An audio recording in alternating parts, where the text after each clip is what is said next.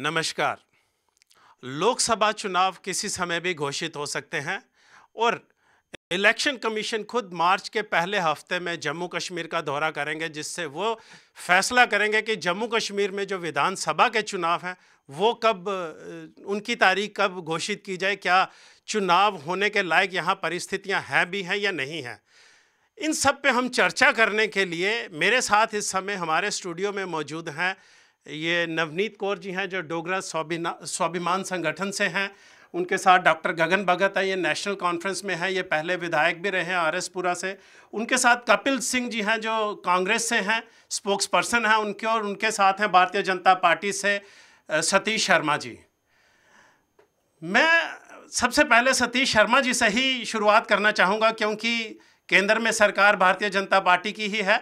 मैं इनसे पूछूंगा कि ये 5 साल अब ऑलमोस्ट भारतीय जनता पार्टी के समाप्त होने को जा रहे हैं। लोगों ने इन्हें बहुमत दिया था, बहुत अपेक्षाएं थी। इन 5 सालों में मैं अगर सिर्फ जम्मू कश्मीर की ही बात करूं तो जम्मू कश्मीर में भारतीय जनता पार्टी ने जम्मू कश्मीर को क्या दिया है। यहाँ अभी जो माहौल है बेहद अशांत है। इन्हें आप एक उस माहौल को नहीं कह सकते कि यहाँ पर चुनाव हो सकते हैं या नहीं हो सकते, ये फैसला तो चुनाव आयोग को ही करना है। लेकिन यहाँ के जो लोगों की परिस्थितियाँ हैं, पिछले कई दिनों से 15 तारीख से आप कह लीजिए कर्फ्यू लगा हुआ था, अभी भी नाइट कर्फ्यू तो जारी है, लेकिन दिन में रिलैक्सेशंस मिल रही हैं। स्कूलों के शायद आज पहले दूसरे दिन ही हैं जो खुले हुए हैं, तो हालात तनावपूर्ण हैं। पुंछ जिला में कई जगहों पर जो पहले 4G मोबाइल डाटा एक्टिवेट कर दिया गया था, उनको फिर से उन्होंने 2G पे कर दिया है। तो कुल मिलाकर सतीश जी आप बताएं कि क्या आपको लग रहा है कि माहौल चुनाव के माकूल है। पहले तो ज्योति जी, मैं सबसे पहले आज की जो डिबेट शुरू हो, ये जो कश्मीर के अंदर पुलवामा में जो हमारे वीर सैनिक वीर गति को प्राप्त हुए हैं, मैं उनके प्रति अपना श्रद्धा सुमन अर्पित करता हूं, अपनी पार्टी की तरफ से, अपनी तरफ से। फिर मैं आपके विषय के ऊपर आता हूं। आपने कहा कि चुनाव सर पे है, बिल्कुल कोई दो राय नहीं है। यहां तक चुनाव की बात है, चुनाव 2G 4G और 3G से नहीं लड़े जाते, चुनाव दम के साथ लड़े जाते हैं। यहां तक आपने कहा कि जम्मू कश्मीर में हालात नॉर्मल नहीं है। भैया, इससे पहले अभी 2-3 महीने की बात है, हालात बड़े भयंकर थे। लेकिन हमने उस समय भी यहाँ पे केंद्र की सरकार ने, यहाँ के राज्यपाल जी को मैं बड़ा आभार व्यक्त करूंगा कि उन्होंने चुनाव करवाया पंचायत का, और वहां पे चिड़िया का पर्व नहीं फटकने दिया।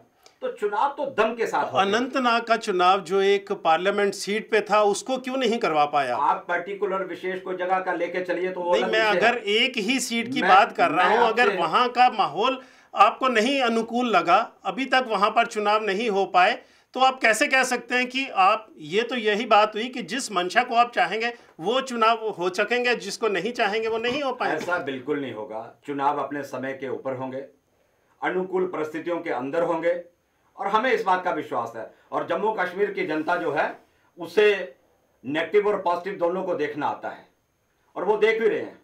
लोग किस तरफ जाएंगे, लोग देशभक्ति की ओर अग्रसर हैं। मुझे पूरा विश्वास है। यहाँ पंचायत के चुनाव बहुत बढ़िया ढंग से होंगे, ये चुनाव भी होंगे। अभी चुनाव आयोग आएगा, आपने जो तिथि बताई है 2-3 या 3-4 तारीख को, वो आकलन करेंगे इन सारे विषयों के ऊपर। और यहाँ का प्रशासन भी जो है वो चुस्त है, और यहाँ की जनता भी देशभक्त है, वो भी चुस्त है। पर्टिकुलर कुछ 2-3 स्थानों को छोड़ के कश्मीर के अंदर चुनाव पूरे प्रदेश का रोक दिया जाए, ऐसा संभव नहीं है भैया। चुनाव होगा, दम के साथ होगा, ये हम आपको विश्वास देके जा रहे हैं। डॉक्टर गगन भगत, आप रिसेंटली आपने नेशनल कॉन्फ्रेंस ज्वाइन की है। अभी इस समय बिल्कुल नेशनल कॉन्फ्रेंस का ही रुझान ऐसा प्रतीत हो रहा है कि नेशनल कॉन्फ्रेंस इस चुनावों में कुछ गेन करेंगी। क्या लगता है आपको कि भारतीय जनता पार्टी के, जो सतीश जी ने बोला है कि बिल्कुल माकूल माहौल है चुनावों के, चुनाव आयोग भी इसका आकलन करेंगे, तो क्या लगता है कि इनकी बातों में इससे आप कितने सहमत हैं। पुलवामा के जो शहीद हैं उनको श्रद्धांजलि देते हुए, उनके अलावा ये 4-5 साल में जब हमारी जिस पार्टी में पहले था, एक भाजपा की गठबंधन सरकार इस जम्मू कश्मीर राज्य में रही है, उस दौरान जो शहीद हुए हैं इसके अलावा मैं आरसपुरा से आता हूँ, कुछ लोग बॉर्डर पे भी शहीद हुए हैं। उनकी आत्माओं को शांति के लिए मैं ऊपर वाले से दुआ करूँगा। देखिए, जम्मू कश्मीर के हालात की अगर आप बात करेंगे, जिसके लिए डिबेट आपने रखी है, सबसे पहले मैं ये कहना चाहूँगा, भारतीय जनता पार्टी जो केंद्र में सरकार चला रही है, ये वो भाजपा नहीं रही। एक एरा था, जिस एरा में मेरे बड़े भाई सतीश जी एक बहुत अच्छे वक्ता हैं, बहुत अच्छे नेता हैं, लोगों से जुड़े हुए हैं। कुछ लोगों की एक टीम थी जिसमें प्रेमनाथ डोगरा जी भी थे, वरिष्ठ लोग थे जो वाकई ही राष्ट्रवादी लोग थे। एक एरा था, the era of Atal Bihari Vajpayee ji. उस एरा में उन लोगों ने एक ऐसी स्ट्रैटेजी बनाई, एक ऐसा माहौल बनाया पूरे देश भर में, और ख़ास तौर पे मैं कहूँगा कश्मीर में ऐसा माहौल बनाया कि एक आम कश्मीरी भी अटल बिहारी वाजपेयी जी की बातों पर विश्वास करने लगा, उनके साथ चलने की मंशा रखने लगा। उस समय ऐसा प्रतीत हो रहा था कि शायद कश्मीर का जो ये मसला है अब हल के होने की बिल्कुल कगार के ऊपर आ गया। लेकिन एक सडनली जब माननीय मोदी जी प्राइम मिनिस्टर बनते हैं तो इस देश में एक अजीब सा माहौल होता है। एडवर्टीजमेंट बहुत ज़्यादा होती है, ग्राउंड पे काम कम होता है। अगर हम प्रधानमंत्री आवास योजना की अगर आप बात करें, गरीबों को मकान, गरीबों को टॉयलेट, पर ग्राउंड में ये काम कितना हुआ है इसको देखिए जाके। आज हम लोग बात करते हैं सिलेंडर हमने घर घर पहुंचा दिए। सिलेंडर आपने पहुंचा दिया, 400 का सिलेंडर 1000 रुपये का हो गया, ऑलमोस्ट डबल से ज़्यादा हो गया। उस सिलेंडर को खरीदने के लिए पैसे कहाँ से आएंगे? एम्प्लॉयमेंट का डाटा आपने कंसील कर दिया। सीएजी की रिपोर्ट में भी अनएम्प्लॉयमेंट का डाटा में कुछ जिक्र नहीं है। आज जो नौजवान है, जब ये रेट बढ़े थे तब आप भी भारतीय जनता पार्टी में ही थे। आप ये बातें तब कर रहे हैं जब विधानसभा भंग हो चुकी है। आप जब एमएलए थे तब आपने क्यों नहीं ये पार्टी छोड़ी थी? ज्योति जी, शायद आपने विधानसभा की प्रोसीडिंग्स नहीं देखी होगी। सबसे ज़्यादा अगर पार्टी के खिलाफ कोई बोलता था तो वो गगन भगत ही बोलता था, और पार्टी की जो मीटिंग्स थी उस पर भी गगन भगत ही बोलता था। और सबसे पहले जो पार्टी की आइडियोलॉजी थी, nation first, party second, self last. देश बनता है लोगों से, तो लोग पहले, पार्टी बाद में। हमारे यहाँ के लोग हैं, उनकी बातें हमें पहले रखनी है। तो कारण ये है कि मैं आपको बताना चाहूँगा कि इस समय 2 ग्रुप भाजपा में बन चुके हुए हैं, और एक ऐसा लोगों के बीच माहौल पैदा किया जा रहा है कि भाजपा एक गंगा जल है। जो भाजपा के अंदर आ गया वो पाक साफ है, चाहे कोई भी हो, जितने मर्जी पाप किए हों। जो भाजपा में आ गया वो साफ सुथरा और राष्ट्रभक्त, देशभक्त, बाकी पार्टी वाले देश के विरोधी। ऐसा नहीं है कि आज़ादी के बाद कोई काम नहीं हुआ, ऐसा नहीं है कि हमारी सेना ने कभी सर्जिकल स्ट्राइक नहीं की। ये पहली बार मुझे लगता है इतिहास में हुआ कि सर्जिकल स्ट्राइक की एडवर्टीजमेंट हुई। इससे पहले सर्जिकल स्ट्राइक कब हुई थी? देखिए, सिक्योरिटी रिलेटेड इश्यूज होते हैं, उस सिक्योरिटी रिलेटेड इश्यूज को हम लोग स्टूडियो में बैठ के डिस्कस नहीं कर सकते। आरटीआई डाली गई थी मिनिस्ट्री ऑफ डिफेंस में, जिसमें उन्होंने बताया कि 2002 के बाद कोई सर्जिकल स्ट्राइक हुई नहीं है। देखिए ज्योति जी, मैं आपको बताना चाहता हूं कि आरटीआई, आप मुझसे बेहतर आप जानते हैं, आप जर्नलिस्ट हैं, आरटीआई में कुछ स्पेशल प्रोविजन होते हैं जो सिक्योरिटी रिलेटेड इश्यूज होते हैं, दैट कांट बी डिस्क्लोज्ड। लेकिन जब जवाब आता है तो उसमें उन्होंने जवाब दिया ना कि जो सर्जिकल स्ट्राइक है वो यही हुई है। इससे पहले 2002 के बाद का पहले का उनके पास डाटा नहीं था, लेकिन उसके बाद का कोई सर्जिकल स्ट्राइक एग्जिस्ट नहीं हो रही। मैं ये नहीं कह रहा हूँ कि इन्होंने सर्जिकल स्ट्राइक को पॉलिटिसाइज नहीं किया, लेकिन मैं ये कहता हूँ पहले आपने खुद दावा किया है कि सर्जिकल स्ट्राइक्स पहले भी होती थी, लेकिन आप बताएं कब हुई थी इससे पहले? देखिए, मैं जो आपको बात कह रहा हूँ आप उस पे नहीं आ रहे, मुद्दे पे नहीं आ रहे ज्योति जी। आप उस मुद्दे पे आइए जिसको मैं बात कहना चाह रहा हूँ, उसको समझने की कोशिश कीजिए। मैं ये कह रहा हूँ कि भारतीय सेना उतनी ही राष्ट्रवादी थी, उतनी ही दिलेर थी, उतनी ही दमखम वाली थी जितनी पहली थी और जितनी आज थी। आज ऐसा कुछ नहीं है कि मोदी जी और अमित शाह जी ने कोई खास कैंप लगाए हैं जिसमें आर्मी को ट्रेनिंग दी गई है और आर्मी अब ज्यादा चुस्त हो गई है, ऐसा तो कुछ नहीं है। मैं इतनी बात कहना चाहता हूं कि आर्मी को इस राजनीति में घसीटना मुझे लगता कि सही नहीं है। जैसे हमारे देश की इस टाइम सिचुएशन है, वहाँ पर चाइना लगा हुआ है, इस तरफ पाकिस्तान है, कई चैलेंजेस हैं। सबसे बड़ा चैलेंज जो मैं कहूँगा कि अंदर वाली साइड है, जो हमारे देश के भीतर है, वो सबसे बड़ा चैलेंज तो अनएम्प्लॉयमेंट है। इस बार 65% हमारी जो आबादी है, नौजवानों की आबादी है। आज जो नौजवान है, आप देख लीजिए, आप डिबेट करवा के देख लीजिए, कॉलेजेस में, स्कूल्स में, मेट्रोज में, अब बड़े बड़े शहरों में, गांव में जाके देख लीजिए कि आज जो नौजवान है, वो नौजवानों के पास काम करने के लिए कुछ भी नहीं है। आपका जो कहना है कि भारतीय जनता पार्टी में अराजकता, इस दौर में अराजकता ज़्यादा रही, मैम आप क्या कहेंगे? आप तो जम्मू स्वाभिमान को ही लेकर एक पार्टी गठित हुई है, जम्मू केंद्रित है। नेशनल कॉन्फ्रेंस को मान सकते हैं कि कश्मीर केंद्रित पार्टी है, लेकिन आप तो जम्मू के ही बात कर रहे हैं। उनका कहना है कि बिल्कुल माकूल माहौल है अभी चुनावों के लिए और लोगों में देशभक्ति की भावना है। आप क्या कहते हैं कि अभी परिस्थितियां क्या हैं? देखिए, सबसे पहले मैं ये आपके चैनल के माध्यम से लोगों को बताना चाहूँगी कि मैं भी एक फ़ौजी परिवार से संबंध रखती हूँ, और जो पुलवामा में हुआ बहुत ही दुखद है। और एक फ़ौजी परिवार से संबंध रखने के नाते हमारे लिए ये एक पर्सनल सेटबैक के रूप में होता है जब जब ऐसी घटना होती है, चाहे हम पुलवामा के उस कायराना हमले की बात करें, या फिर उसके बाद मेजर बिष्ट की शहादत की बात करें, या मेजर डोंडियाल की शहादत के बारे में बात करें, तो बहुत ही ये दुखद घटना है। और इस समय पूरा डुग्गर प्रदेश, जो हमारा डोगरा लोग हैं, हम सब और समस्त भारतवासी इन सब लोगों के साथ खड़े हैं। और उसके साथ ही मैं एक और चीज़ की आत्मा की शांति के लिए प्रार्थना करना चाहूँगी, वो है इन तीनों पार्टियों की सत्ता की भूख की शांति के लिए, कि ये लोग सिर्फ और सिर्फ राजनीति की बात करते आए हैं, कहाँ से हमें सत्ता मिल सके, कैसे हम लोगों में दरार डाल सके।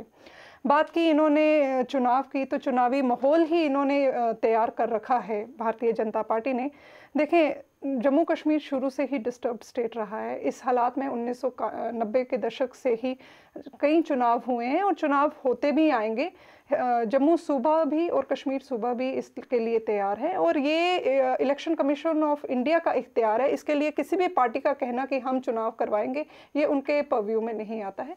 तो इसलिए इलेक्शन कमीशन ऑफ इंडिया जब भी डिसीजन लेता है चुनाव करवाने का, तो हमें वो डिसीजन मानना होगा, और हम बिल्कुल तैयार हैं उसके लिए। आप चुनाव में पार्टिसिपेट करेंगे, आपने कहा है कि चुनाव आयोग ही ये तय करेगा। कपिल जी, आप क्या कहेंगे इस मुद्दे पर? देखिए, हमारी पार्टी का बड़ा क्लियर स्टैंड है, लेकिन उससे पहले मैं जितने भी सैनिक शहीद हुए हैं उन सबको श्रद्धा सुमन अर्पित करना चाहूँगा और भगवान से प्रार्थना करूँगा कि उनकी आत्मा को शांति दे। तो हमारी सीनियर लीडरशिप ने भी बड़ा क्लियर स्टैंड कर रखा है कि हमें चुनाव से कोई आपत्ति नहीं है, क्योंकि जो पार्लियामेंट का चुनाव था हम उसमें भी पार्टिसिपेट कर रहे थे। हमने तो पंचायत इलेक्शन में भी पार्टिसिपेट किया, कॉर्पोरेट इलेक्शन में भी पार्टिसिपेट किया, क्योंकि जमहूरियत के लिए चुनाव होना एक सहजता पूर्वक होना चाहिए।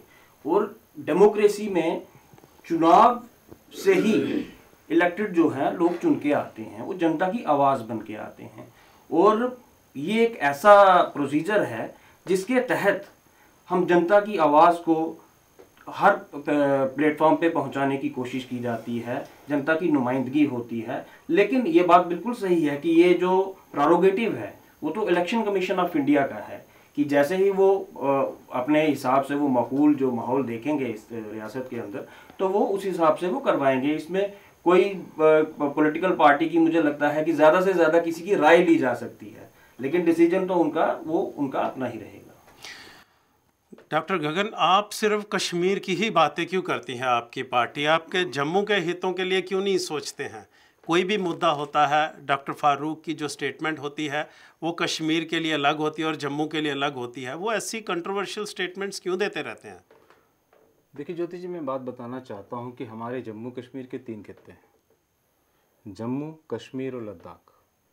तीनों डाइवर्सिफाइड इलाके हैं, अलग अलग कल्चर है, अलग अलग लैंग्वेजेस हैं, अलग अलग प्रायोरिटीज़ हैं, अलग अलग इश्यूज़ हैं।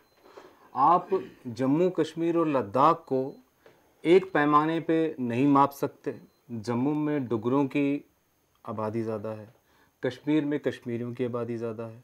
वहाँ पर बुद्धिस्टों की आबादी ज़्यादा है। लेकिन सर ह्यूमन राइट्स तो सबके बराबर है ना। देखिए मैं उस मुद्दे पे आ रहा हूँ बीच में, अगर आप चाहते हैं कि मैं पूरा जवाब दूं तो बोलिए बोलिए। देखिए ह्यूमन राइट्स के बारे में हम लोग बाद में बात करेंगे। जो आप कह रहे हैं कि आपकी पार्टी जो है कश्मीर के बारे में, आप बताइए मुझे, नेशनल कॉन्फ्रेंस छोड़िए, पूरी भारत सरकार कश्मीर के बारे में चिंता करती है। बात चिंता की जम्मू में तो थोड़ी है, कुछ चिंता तो कश्मीर में है ना। आज हालात जम्मू के खराब नहीं है सर, बड़े अफसोस की बात है, मैं टोक रही हूँ इनको। ये कह रहे हैं कि जम्मू की चिंता करने की, आरएसपुरा सेक्टर के ये विधायक रहे हैं, सबसे ज़्यादा गोलियां शांति के समय में जनाब आप ही के यहाँ चलती हैं। आप ही के यहाँ के लोगों को 4-4 महीने अपना घर बार पलायन करके आना पड़ता है। जिस इंसान के लिए उसकी भैंस ही सब कुछ होती है, जिस गरीब आदमी के लिए उसकी भैंस की उसकी रोजी रोटी चली जाती है, और उस ऐसे आप कहते हैं जम्मू के ऊपर कुछ नहीं है। वो आप जैसे राजनेताओं ने कभी जम्मू के ऊपर नजर नहीं पड़ने दी। जम्मू रीजन के ही नौशहरा और सेक्टर में आज 30 गांव और इनकी ही बात नवनीत जी सुनिए बात, नहीं, आप डोगरा स्वाभिमान संगठन की आप स्पोक्स पर्सन है, कितनी परसेंटेज डोगरों कितनी? मैं बताती हूँ आपको, मैं बताती हूँ डोगरा शब्द का मतलब क्या है। डोगरा शब्द नहीं, सुनिए, परसेंटेज 100% है। मैं बताती हूँ, आप सुनिए ना। ये देखिए हवा में बात नहीं कर रही, पॉपुलेशन बताइए, मैं बता रही पॉपुलेशन हूँ, आप कितनी? सुनिए ना, कितनी क्षमता रखें सुनने की। आप बताइए पॉपुलेशन। हम लोग सब बहुत अच्छे वक्ता हैं, सुनने की क्षमता मुझे रखिए। सिर्फ एक सवाल का जवाब दीजिए, सुनने की क्षमता डोगरे रखिए। कितने हैं? मैं बता रही हूँ, कितने आप भी डोगरे हो, वो भी डोगरे, वो भी कितने डोगरे, हैं? हम भी डोगरे। I want the numbers. 100% people 100% Dogra. आप फैक्ट मैं पे बता आइए। रही हूँ, मैं आप बताइए जो जम्मू डोगरा खित्ते में स्वाभिमान रहता है, संगठन में जो कितने जम- हैं? मैं बता रही हूँ, जो जम्मू भैया खित्ते- मुझे नंबर आप बताइए, बता रही हो ना, बताइए। आप सुनिए ना, सुनने की क्षमता रखिए ना, वक्ता कितने? बहुत अच्छे हैं, सुनने की 2 मिनट क्षमता। आप सिर्फ मुझे ना आप सुनने की देखिए, क्षमता एक मिनट रखिए। रुकिए, नवीन जी बात टोका आपने है, बात मेरी टोका आपने है ना, एक बात का जवाब दीजिए। आप लोगों को आप गुमराह करें, एक बात का आप जवाब अपनी दीजिए, लीडरशिप एक को बात फॉलो करें जो हमेशा एक बात लोगों को जवाब गुमराह करती दीजिए, है। एक बात का आप भी जवाब भटके दीजिए। हुए हैं और आप चैनल डोगरा के माध्यम से लोगों स्वाभिमान को संगठन, डोगरा स्वाभिमान संगठन, डोगरा स्वाभिमान संगठन कितने डोगरे? मैं बता रही हूँ आपको, डोगरे कितने? सब डोगरे हैं, हम सब डोगरे हैं, आप भी डोगरे। और अंत में आप मानेंगे, जम्मू सूबे में डोगरा शब्द की परिभाषा यही है, जम्मू सूबे में हिंदू, मुस्लिम, सिख, ईसाई, गुज्जर, बकरवाली, जो जम्मू सूबे का परमानेंट रहने वाला है वो डोगरा है। जिस तरह से कश्मीर में रहने वाला, चाहे वो कश्मीरी सिख है, कश्मीरी मुस्लिम है, कश्मीरी पंडित है, आप बोलते हैं कश्मीरी पंडित की नहीं। इसलिए इसी तरह ये हमारी क्षेत्रीय पहचान है। इन लोगों की गंदी राजनीति ने उसको काट काट के रखते, और इसकी शुरुआत 1947 में हुई, जब हमारा इलाका। बोलने दीजिए, फिर मैं बोलूंगा, बीच में नहीं बोलेंगे। नहीं, बिल्कुल मैं बोलूंगी, बिल्कुल, क्योंकि मैं भी बोलता हूँ बीच में, सुनिए, ये डोगरा स्वाभिमान संगठन की बात करते हैं, ये वही लाल सिंह जी हैं जो मोदी जी को कुत्ता कहते थे, किस बरादरी का कुत्ता है। आज जब बीजेपी से बाहर निकाला तो आज डोगरा स्वाभिमान संगठन बना लिया। आज छोड़िए, आप सबसे बड़े मौका परस्त, सबसे बड़े मौका परस्त आप हैं। सतीश जी को आप 1 मिनट मौका दीजिए, 1 सेकंड। डॉक्टर गगन नवनीत जी, आपके हस्बैंड है, मेरे दादा आर्मी में थे, मेरे पिताजी आर्मी में थे, क्या किया आपने? 370 और 35 भैया बसाने हैं, भैया बसाने हैं यहाँ पर, आपने यहाँ बसाने हैं। डोगरा स्वाभिमान संगठन बनाया क्यों है? क्यों बनाया? आज आपको भाजपा से बाहर निकाला, आज आपने रेपिस्ट को, आज रेपिस्ट को आप बचा रहे हैं। आप लोग जम्मू क्या जम्मू के लिए?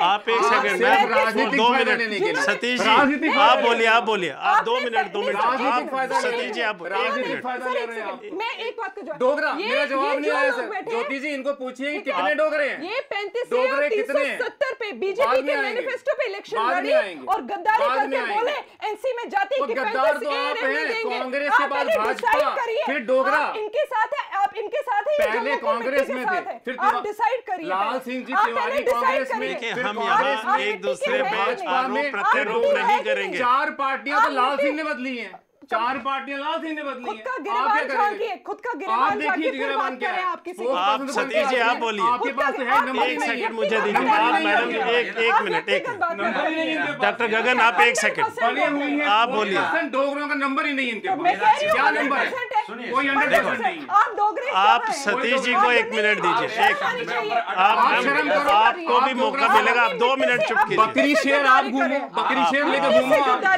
हम देखते हैं कितनी सीटें निकलती हैं। पार्टी रजिस्टर हुई है आपकी? पार्टी रजिस्टर हुई है आपकी? बिल्कुल पार्टी रजिस्टर हुई है? गद्दारी मत करिए। करिए। पार्टी जो इंसान अपनी मिट्टी का नहीं हुआ तो अपने लोगों का क्या होगा? आप मिट्टी से गद्दारी कर रहे हैं ये लोग। बीच में मत टोकिए, बीच में टोकिए, यही हालत हो गया। आप अपने लीडर्स की तरह क्या लीडर्स की तरह? अपॉर्चुनिस्ट तो आप हैं, आप है अपॉर्चुनिस्ट। अपने हक के लिए लड़ाई क्या करना हक के लिए? opportunity कौन सा हक है। दिलाया आपने जम्मू आपने को? कौन सा हक दिलाया? आपने कौन सा दिलाया? हम लड़ रहे हैं। क्या हम लड़ रहे हैं? बिल्कुल कितनी लड़ रहे लड़ाई हैं की हम है लोग। आपने? 9 महीने से लड़ रहे हैं। किस बात के लिए लड़ रहे ठीक हैं? है, तो वो बात मत करिए। भैया लड़ क्यों रहे हो? क्या लड़ रहे हो? आप एक सेकंड मौन रखिए, आप सतीश जी को सुनिए। डोगरा लड़ रहे हैं। सतीश जी आप बोलिए। मेरा विनम्र निवेदन है, माननीय जो यहाँ पे बैठे हैं, अपने अपनी पार्टी को, अपने अपने संगठन को रिप्रेजेंट कर रहे हैं, हम लोग यहाँ पे डिबेट करने के लिए बैठे हैं। जनता हमें बाहर सुन रही है।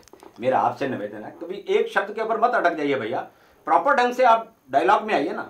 मेरा आपसे, अभी आपने कहा कि मोदी जी आए, उन्होंने 4 सालों में सब कुछ कर दिया। पहले सुन लीजिए, फिर आप अपना कमेंट दे दीजिए। मैं उसके बीच में आपको इंटरप्ट नहीं करूंगा, आप मुझे मत करिए। तो आपने ये कह दिया, देखो जी उन्होंने गैस के वो दे दिया, गैस कनेक्शन दे दिया, फिर उसके बाद कौन भरवाएगा? भैया पुराने जमाने में जब राजे महाराजे कभी अकाल पड़ा करते थे, याद करिए, तो वो राजे महाराजे जो है वो जनता को प्रलोभन नहीं दिया करते थे, वो उनसे काम करवा के उन्हें अधिकार दिया करते थे। कभी तालाब निकलवा देना, कोई कुआं निकलवा देना, तो उसके बाद लोग वहां पे खुदाई करके वो निकाल के वर्क करके, वर्क कल्चर उन्होंने, मोदी जी ने इस देश के अंदर लेके आया। अब आप कहोगे कि मोदी जी ने ये कर दिया, अमित शाह जी ने ये कर दिया। भैया किया, पिछले 65 वर्षों में जो नहीं हुआ वो हमने करके दिखाया। अब यहाँ तक आप सतीश जी एक चीज बताइए, आप चुनाव जी बोलिए उसको वो कर रहा हूँ जी। मैं ये कह रहा हूँ, अब मेरी बहन ने कहा कि इन तीनों पार्टियों को तो चुनाव लड़ने की वो है। मेरी बहन, हम तो चुनाव के लिए बिल्कुल तैयार। अगर कोई कुदाएगा तो लोकतंत्र है, लोकतंत्र में तो चुनाव का एक विषय रहता ही रहता है। मैं आपसे ये कहना चाहूंगा कि अगर हम भारतीय जनता पार्टी वाले पिछले जब से आजादी के बाद कभी सत्ता में नहीं, पहली बार हमने ये 3-3.5 साल सत्ता में रहे हम लोग। ठीक है, कुछ गलतियां हुई होंगी, आपकी उंगली उठाने से पहले मैं कह दूंगा होती हैं। पहली बार सरकार में आए, हुए होंगे, मैं नहीं उस बात को वो करता। मैं यहां तक जो गलती होगी उसको एक्सेप्ट करना भी व्यक्ति का काम है। लेकिन मैं ये भी कहूंगा कि हम सत्ता प्राप्ति के लिए सरकार में नहीं है, हम सत्ता प्राप्ति के लिए पार्टी नहीं बनाए हैं। हम तो यहां पे जो रहते हैं भारतीय जनता पार्टी के लोग, हम तो केवल मात्र यहां पे मानवतावाद जिंदा रहे, यहां पे भारत माता की जिंदा बोलने वाले लोग रहे। और कश्मीर के अंदर जिस कश्मीर को हमने खून से सींचा, वो कश्मीर हमारा है। कोई कह दे कल को अब वहां पे 4 आतंकवादियों ने ये घटनाक्रम कर दिया तो सरकार हिल जाएगी, ऐसा कुछ नहीं होगा। सर सतीश जी, मैं ये यहाँ टोकना चाहूंगा। आप कह रहे हैं कि ये एक नारा ही रह गया है मात्र कि जहां बलिदान हुए मुखर्जी, वो कश्मीर हमारा है। लेकिन कश्मीर में आज हालत देखो ना क्या है। आपने जब से भारतीय जनता पार्टी हुकूमत में है, इससे पहले अगर आप देखेंगे 2017 में मात्र कुछ सैकड़ों बार सीजफायर वायलेशन हुआ था। 2017 में 936 बार सीजफायर वायलेशन हुआ और 2018 में 3000 के लगभग 936 बार सीजफायर वायलेशन हुआ। तो आप ये क्यों नहीं मानते हैं कि आपके इस दौर में जम्मू कश्मीर में सिर्फ अशांति का दौर ही रहा है? बेशक हमने मिलिटेंट्स बहुत मारे हैं, लेकिन उनकी संख्या कहीं कम तो होती नजर नहीं आ रही। महाभारत के काल में शिशुपाल को भी समय दिया गया।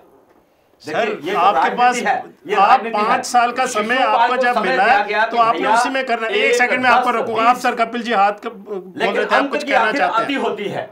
देखिए, इन्होंने उंगली उठाई है कि कांग्रेस के 65 साल में कुछ नहीं हुआ। तो मैं सबसे पहले भाई को कहना चाहूँगा कि 55 साल करीब हम सत्ता में रहे, और जब 1947 में ये देश आज़ाद हो गया तो उसके बाद हमारे आप 38 रहे, बाकी के आपके स्पॉन्सर्ड रहे। आप क्या रिसोर्सेज क्या थे, हमारी इकोनॉमी का स्टेटस क्या था।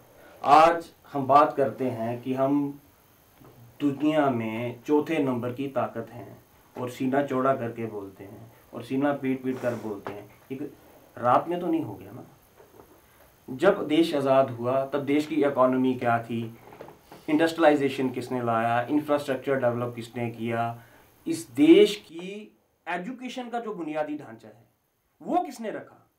हमारे यहाँ तो इंजीनियर्स भी रशिया पढ़ने जाते थे, डॉक्टरेट के लिए लोग रशिया पढ़ने जाते सर हैं। ये आपके आप समय, किताबों की हमारे बातें समय हैं। नहीं। आप अगर दच्चन मड़वा चले जाएंगे, ओल्डेस्ट तहसील से जम्मू कश्मीर की, वहाँ सड़कें नहीं हैं, कई गांव में वहाँ बिजली नहीं है। आप किसकी बात कर रहे हैं? राहुल गांधी जब जम्मू आए थे तो मैंने उनको ये चीज़ें अवगत भी करवाई थी, तो उसके बाद क्या हुआ? मैं आ रहा हूँ, मैं आ रहा हूँ, हाँ, जी मैं आ रहा हूँ, बोलिए मैं आ बोलिए। रहा हूँ। कंप्यूटराइजेशन इस ये देन है, इंडस्ट्रियलाइजेशन है, इंफ्रास्ट्रक्चर है।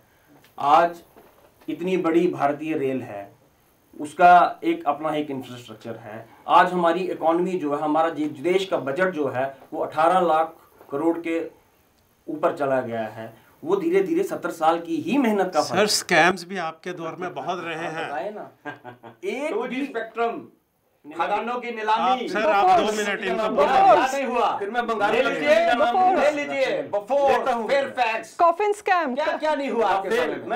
मैं फिर बंगाल राफेल पे आइए, आइए ना। कांग्रेस ने आपको हिंदुस्तान के सुप्रीम कोर्ट के ऊपर विश्वास नहीं है। इरा में सबसे उच्चतम न्यायालय के जितनी ऊपर बार विश्वास स्कैम नहीं के है। ऊपर उंगली अरे उठी उन्होंने है, कब हमने जेपीसी का गठन किया है। इन्होंने आज तक जॉइंट पार्लियामेंट्री कमेटी का गठन क्यों नहीं किया राफेल स्कैम के ऊपर?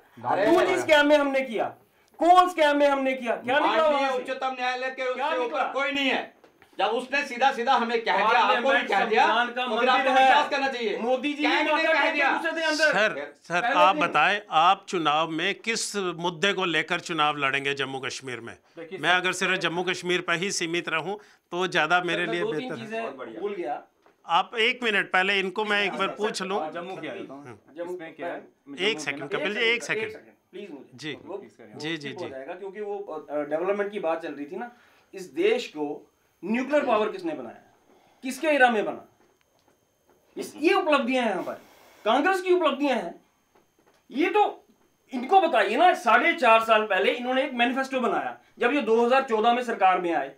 इन्होंने उस मैनिफेस्टो के ऊपर कितना काम किया? 2 करोड़ इन्होंने एम्प्लॉयमेंट देने का वादा किया था। क्या हुआ? देख लीजिए, सारे आंकड़े दे देंगे। हाँ, दे देंगे। अगली बार आप आइए, आंकड़ों लेके सहित आइए, आएंगे। और आज भी आइए, 2 करोड़ से ऊपर आइए। नहीं। गगन जी, आइए, डॉक्टर ऊपर गगन आके आप बताएं, दिया। आप किन मुद्दों को लेकर चुनाव में आएंगे?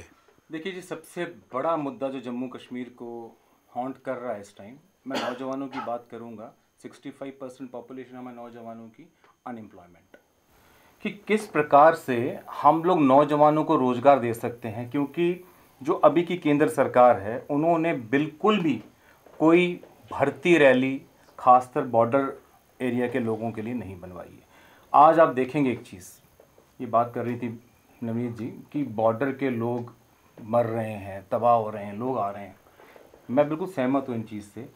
अब बॉर्डर पे पीस जो है वो रीजनल पार्टी का काम तो नहीं है, वो केंद्र सरकार का काम है। जो बातचीत होगी, किस तरीके से जवाब दिया जाएगा।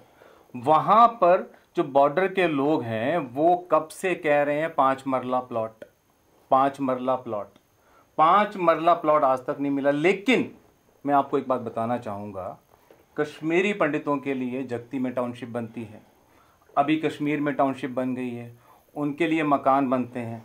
क्या जम्मू के जो बॉर्डर पे रहने वाले हम लोग हैं उनके लिए ऐसा टाउनशिप नहीं बन सकती? क्या उनके लिए एक कमरे का फ्लैट नहीं बन सकता, किचन बाथरूम नहीं बन सकता? वो हालात इस होते हैं। चीज़ इस में चीज़ मैं को आपको आपसे बता रहा हूं। सहमत हूँ, क्योंकि मैं भी इन माइग्रेंट्स के दुख को खुद स्वयं झेले हुए हैं। हम जाते हैं बॉर्डर्स पे तो उनकी जब हालत देखते हैं, आज जब नौशहरा में सर 30 गांव आज उनको फिर प्लान करना पड़ता है। जम्मू कश्मीर के सीमावर्ती गांवों की हालत ऐसी है कि एक वर्ष में उनको 5-5 बार माइग्रेट होना पड़ता है।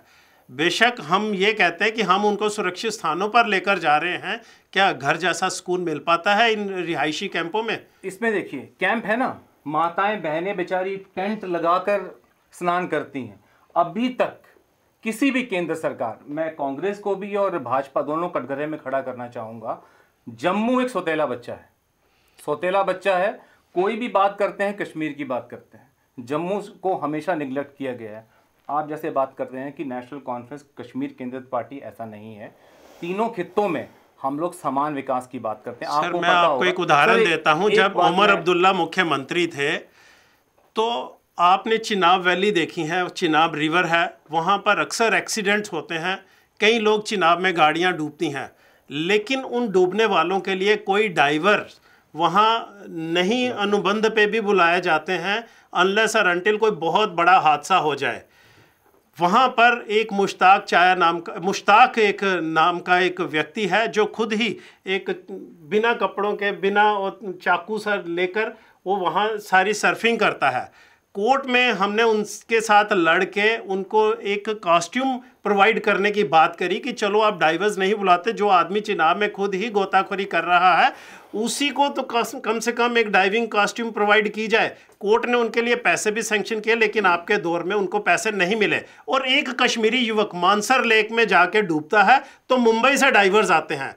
तो पक्ष प्रतिपक्ष कांग्रेस के नेशनल कॉन्फ्रेंस के दौर में रहा है, जो जिसके हम गवाह हैं, क्योंकि हम पत्रकारिता के दौर में कवर करते रहे हैं।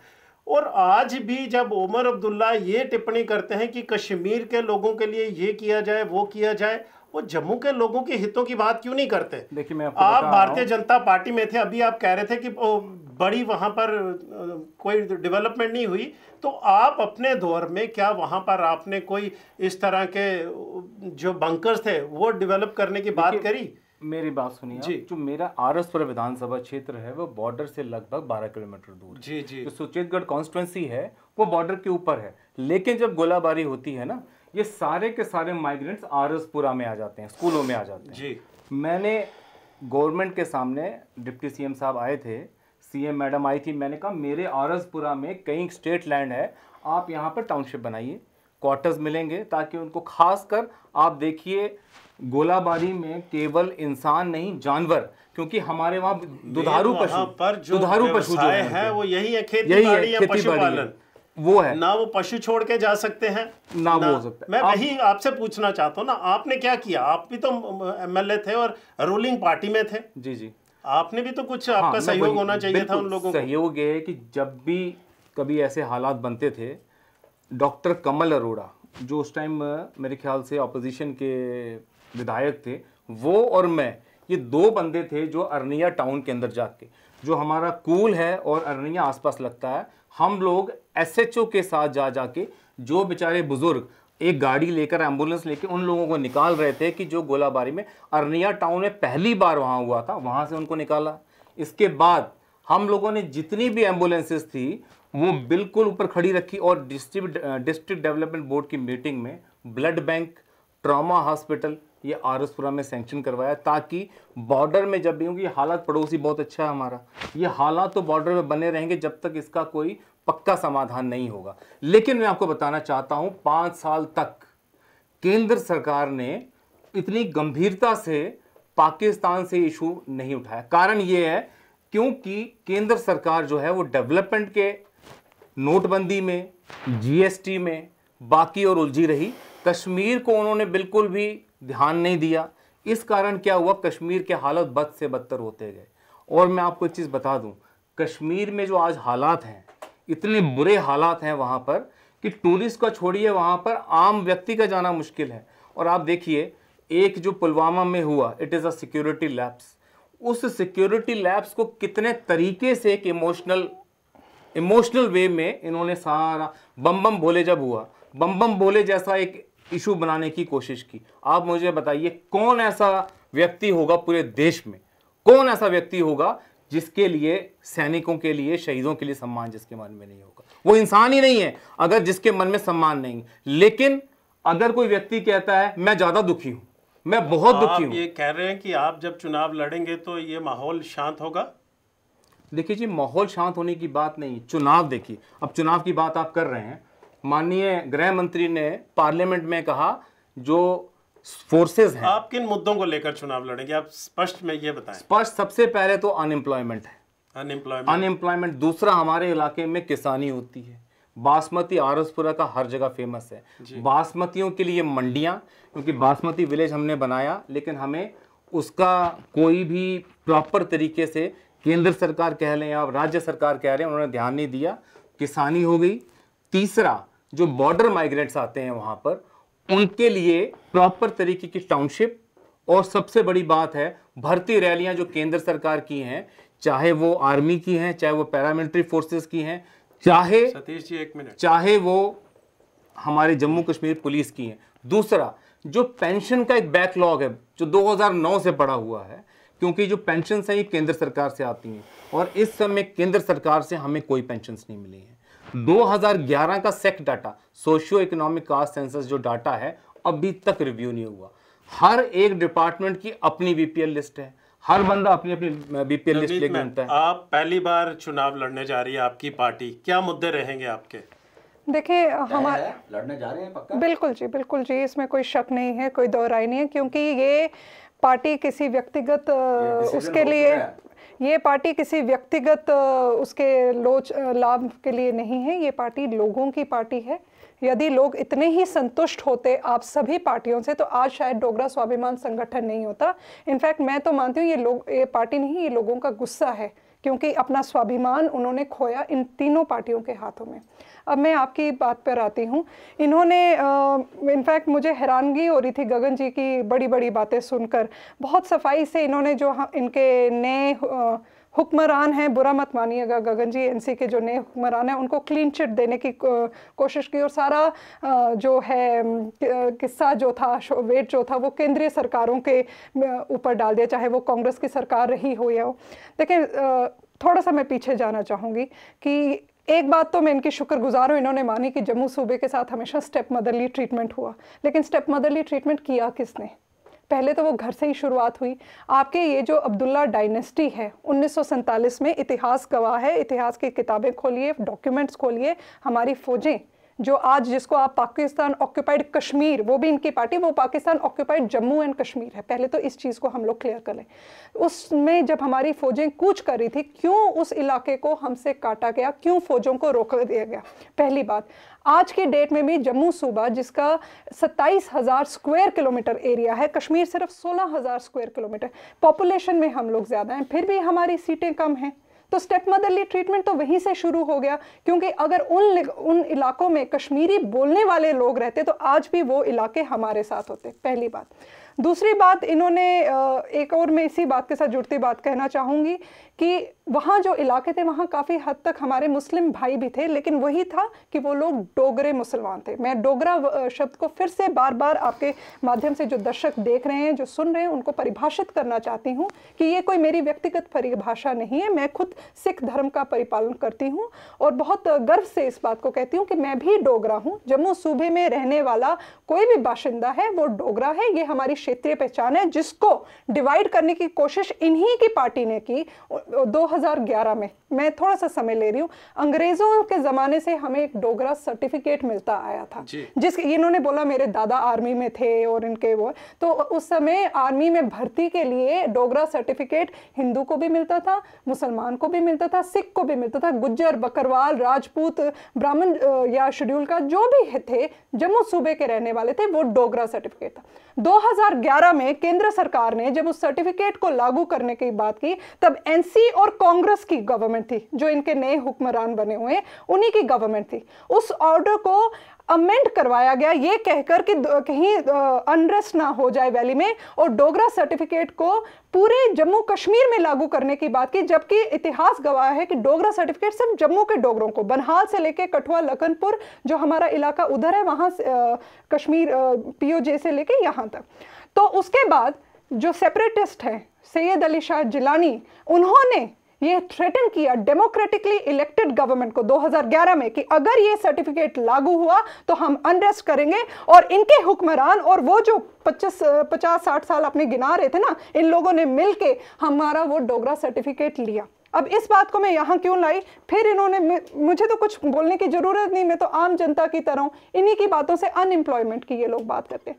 तो अनएम्प्लॉयमेंट कहाँ से आएगी? राजनाथ सिंह जी ने पिछले साल पार्लियामेंट में ये अनाउंस किया था कि 6 बटालियन जो है सीआरपीएफ की, वो और उसमें बॉर्डर एरिया के लोगों को नौकरी मिलेगी। तो जब हमारे पास ये डोगरा सर्टिफिकेट जिससे हमें रिहाइश मिलती थी नौकरी मिलने के लिए, वो डोगरा सर्टिफिकेट ही नहीं है, तो हम कैसे नौकरियां लें? इस बार जम्मू मेडिकल कॉलेज में 71% बच्चे जो थे कश्मीर के थे और बाकी आपके जम्मू के थे, तो कैसे नौकरियां मिलेंगी? असिस्टेंट मेडिकल ईएनटी प्रोफेसर की अभी पोस्टें निकली थी, 5 पोस्टें थी, 2 जीएमसी श्रीनगर की थी, 3 जीएमसी जम्मू की थी।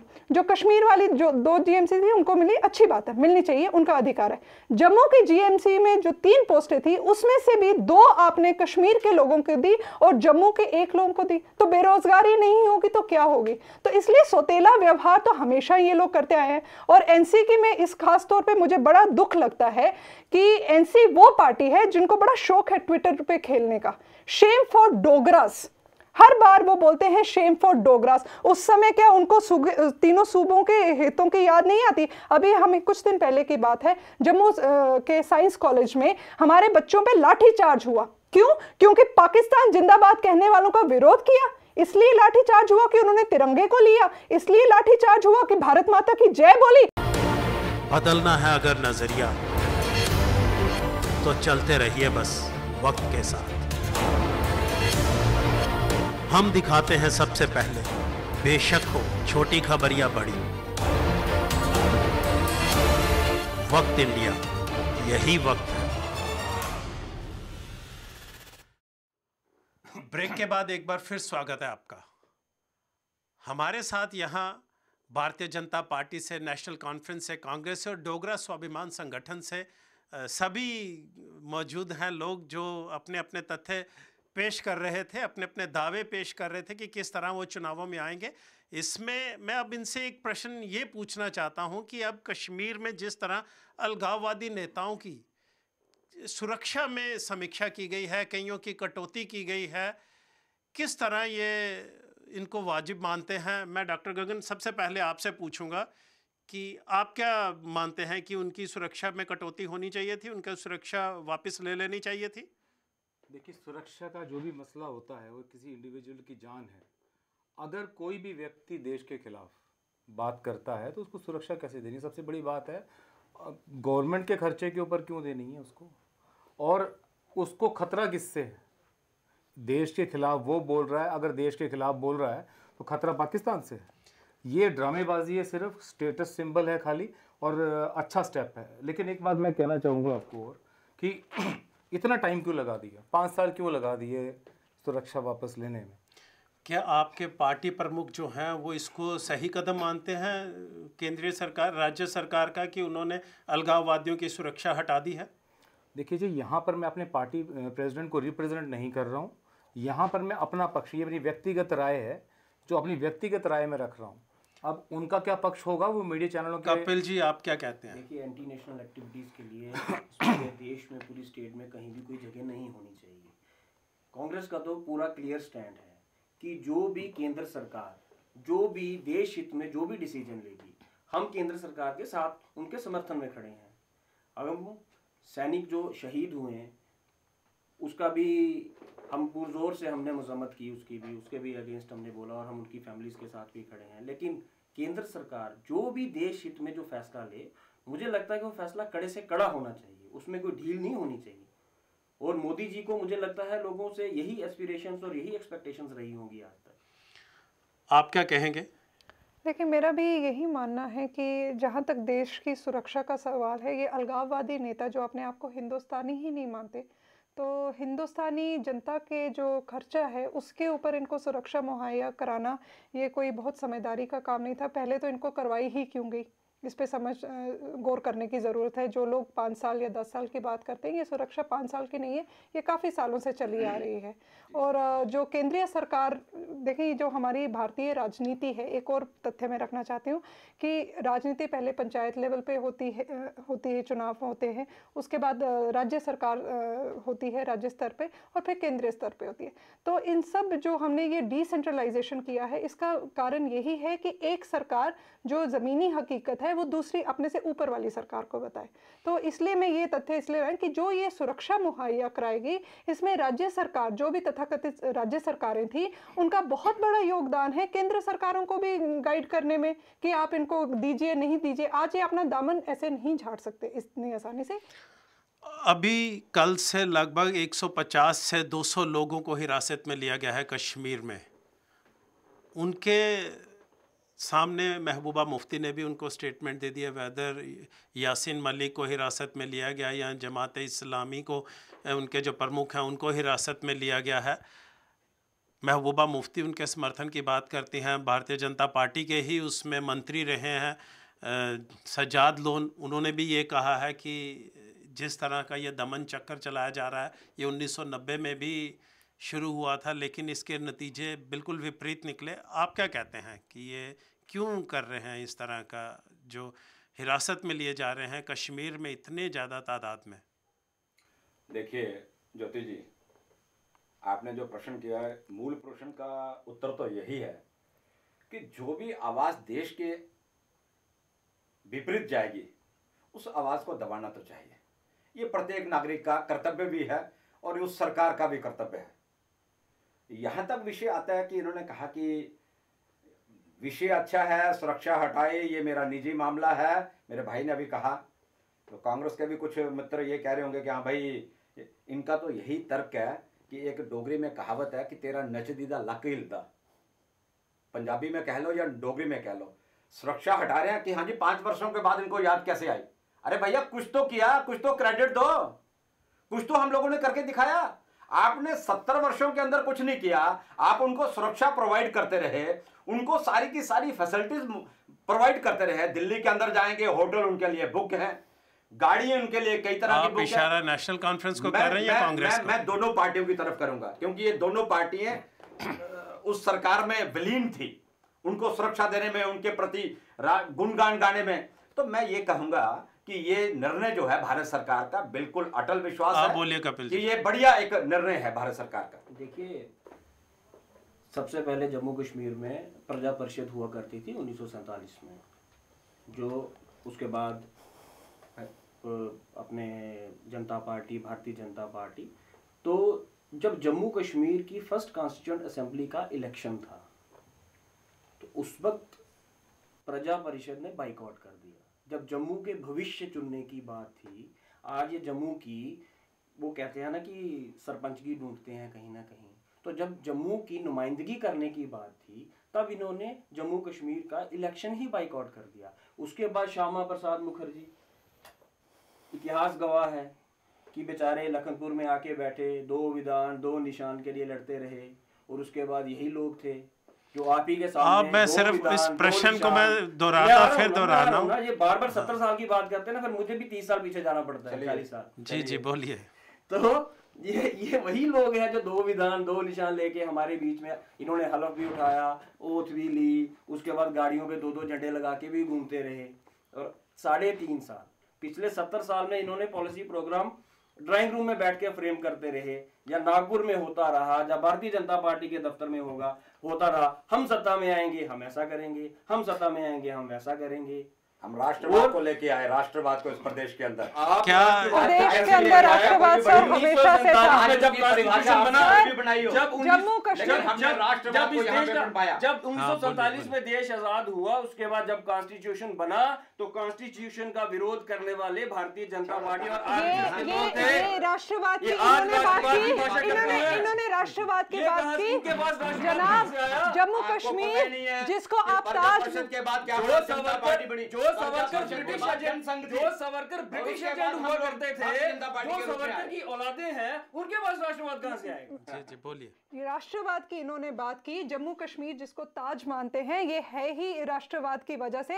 जनरल जोरावर सिंह जिन्होंने कई जंगें लड़ी, आज आप अक्साई चिन इलाके के ऊपर अगर भारत अपना कब्जा मानता है, वो जनरल जोरावर सिंह द्वारा लड़ी हुई जंगों की वजह से है। तो ये स्टेटमेंट मत दीजिए कि राष्ट्रवाद आप लेके आए। जम्मू के कतरे में राष्ट्रवाद है। आज भी जम्मू कश्मीर हिंदुस्तान के साथ कश्मीर है तो जम्मू की वजह से है, जम्मू है तो कश्मीर है।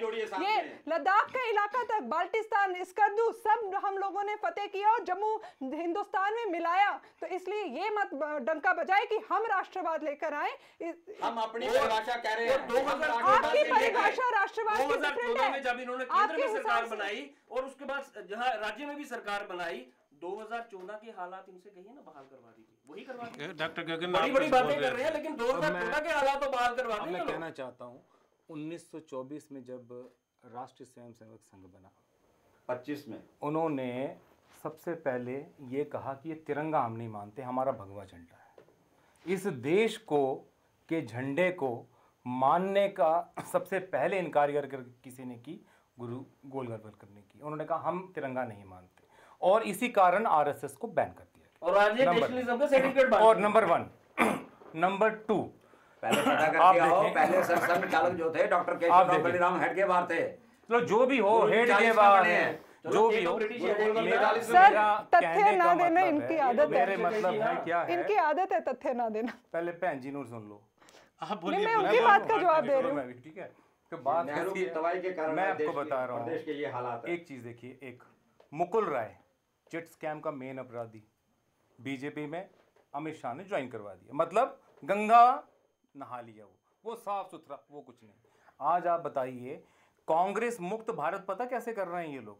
कांग्रेस के जितने भी करप्ट जो कांग्रेस बाहर निकाल रही है, बीजेपी में ले जा रहे हैं, और कांग्रेस जो है वो भ्रष्ट मुक्त होती जा रही है, और जो भाजपा है वो भ्रष्ट युक्त होती जा रही है। जेड़ा भ्रष्ट है वो चल भाजपा में, चल भाजपा में। और एक बात बता दूं आपको, आपने कहावत सुनी होगी, 100 सुनार की और 1 लोहार की। अब जो कांग्रेस वाले करते थे ना करप्शन, जो स्कैम्स करते थे, वो सुनारों वाला करते थे।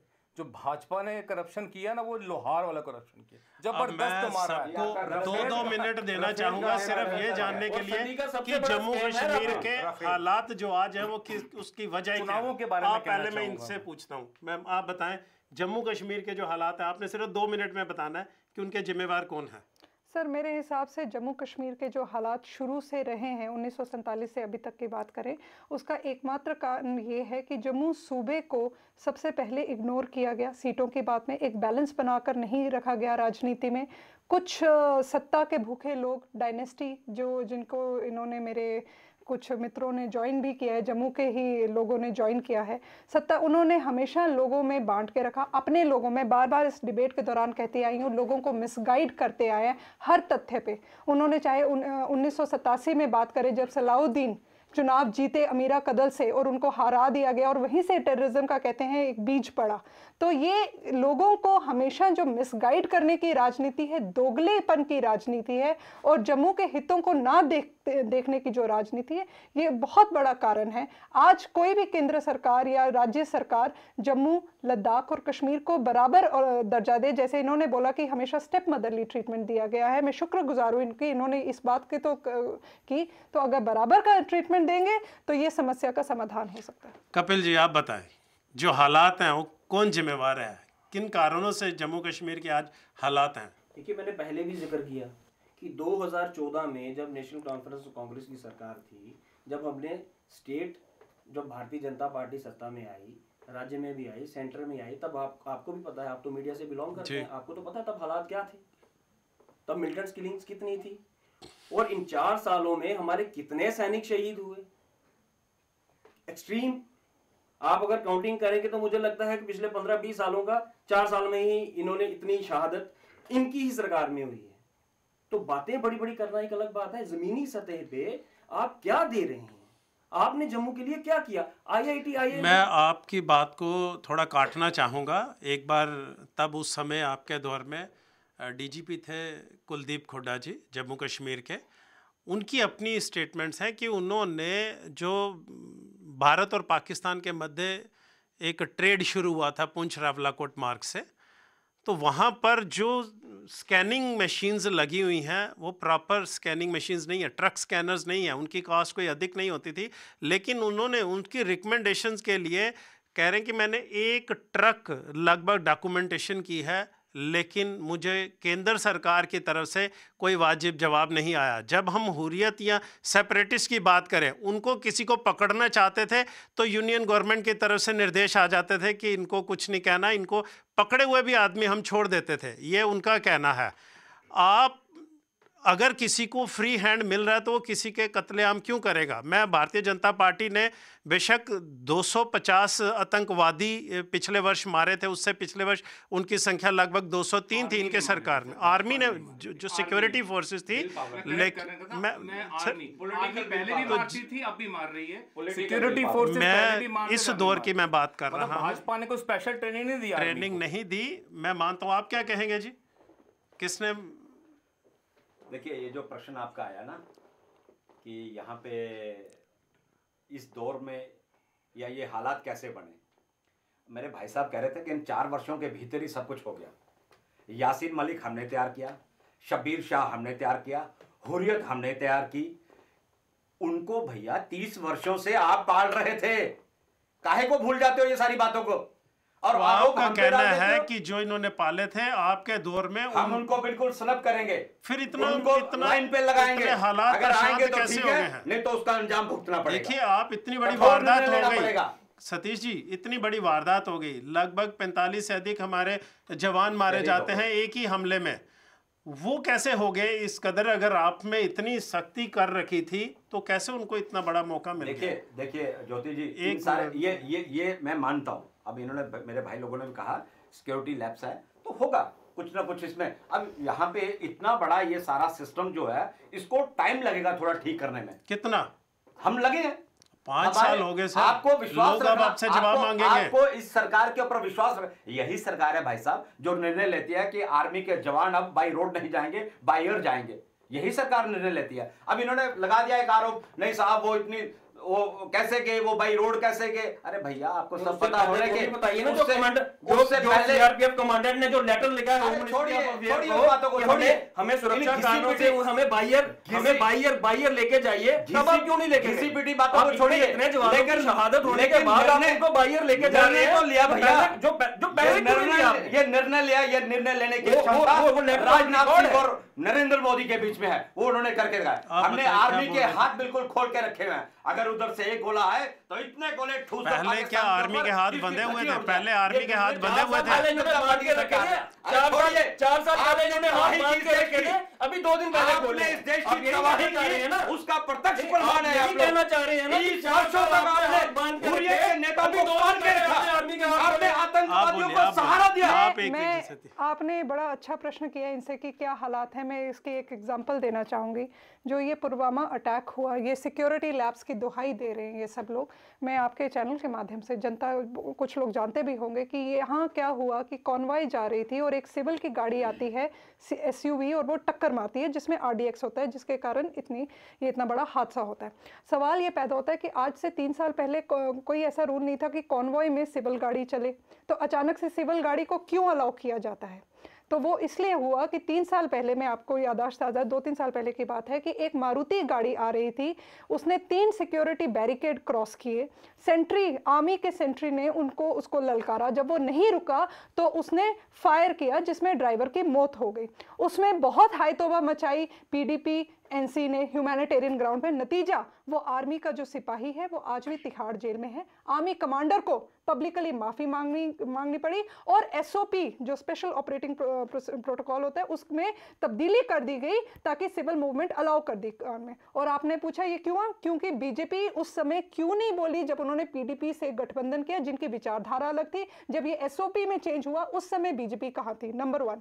नंबर 2, ये जो 2 कांग्रेस और NC की है, ये जो मैं तो कहती हूँ ये आपस में दामाद और वो जवाई वाली पार्टी है ये लोग। भारतीय जनता पार्टी की ठीक है, उनको तो ठीक है, बोलेंगे नहीं। वो भी तो आप ही के दामाद हैं सर, उनको तो छोड़ ही दो। मैं उन्हीं को बोले, शुरुआत तो उनसे ही की है।